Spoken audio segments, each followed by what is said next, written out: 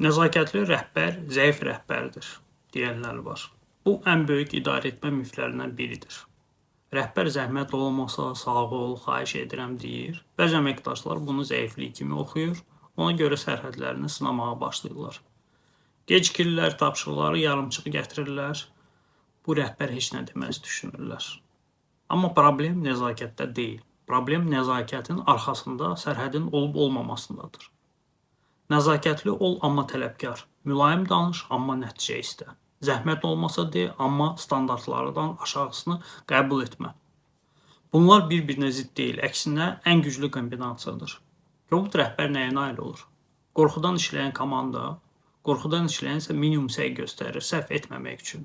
Yaradıcılıq yoxdur, təşəbbüs yoxdur, yalnız itaət var. Həqiqi güc səsi qaldırmaqda deyil, həqiqi güc sakit danışıb nəticə almaqdadır. Ən güclü rəhbər kobud deyil. Onlar nəzakətli, amma dəmir iradəli insanlardır.